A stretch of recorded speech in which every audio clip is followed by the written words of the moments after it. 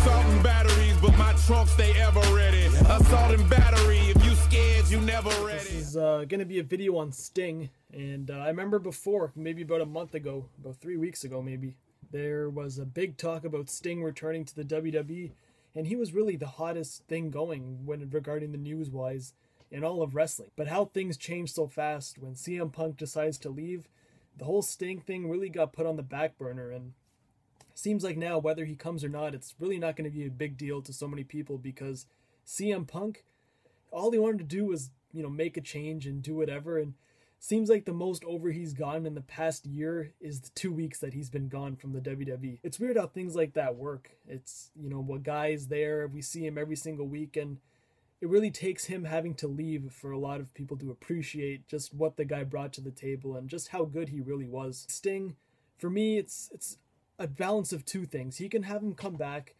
but do you really want Sting to work a WrestleMania match? And I know everyone's saying, including myself, Sting versus The Undertaker. That's a match everyone's been dying to see for so long.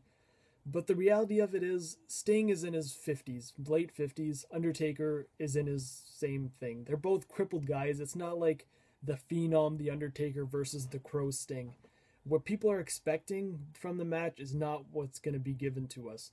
You're going to have two guys who are way past their prime put on a half-ass match, and it's really going to ruin the whole nostalgia and the whole feeling you want to get from that match. For me, it's all about the stare down. It's all about, damn, we're seeing a sight, right in front of us. And for me, that's what it was for Rock and Cena also. I sat 8th row just to see those two have their stare down, and it was magic was if I left after that stare down, it would have been perfect. But that's off topic. Sting, whether he signs or not, I'm pretty sure at this point it's almost a lock from what I hear.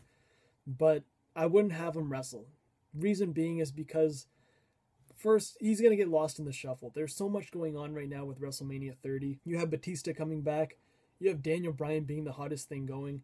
You're going to have an Undertaker and Brock match. And there's something, I think that's it. Those are about the three biggest things going on right now within the company. Cena's position is kind of unknown. If he faces Bray Wyatt, I wouldn't put it on that high priority list. And also, Ultimate Warrior is another one. So those four things, like I just mentioned, is what WrestleMania 30 is going to be about. Having Sting come back, it's going to be good in a way, because I think a lot of older fans know who Sting is. I don't think Sting is going to be taken very seriously, to be quite honest, especially if he comes in doing the same thing he's been doing in TNA. You got a guy in who's almost 60 years old, putting on face paint like the Joker. It's just not going to, for me, it wouldn't I couldn't take a guy like that seriously. But having Sting come back and facing The Undertaker, I think would be the biggest mistake WWE could make, because this guy's going to come in with all the push in the world, and have him lose on his first night. It kind of sets the tone for, I guess, the rest of his stay there, because it's just like Brock Lesnar. He lost his first match to Cena, and where did Brock really go? For me, Brock Lesnar didn't amount to what he could have been if he didn't lose that match to Cena, because he should have beat Cena, beat the hell out of him, went to the next pay-per-view, just destroyed Triple H, and then have him lose if you want him to lose at WrestleMania. But instead, they had him lose twice in 3 matches. It didn't work for me, honestly. Every match is going to be a fresh match for Sting. It's not going to be a matter of, oh, we've seen this match before in this company, we saw a match before in that company. Every match you're going to have with Sting is going to be a new, fresh match, a new, fresh program, whether it be with Bray Wyatt, John Cena, Daniel Bryan, The Rock, if that'll ever happen.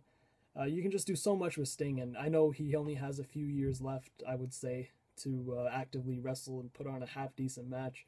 And I'd take advantage of that. I'd use him as a special attraction like The Undertaker.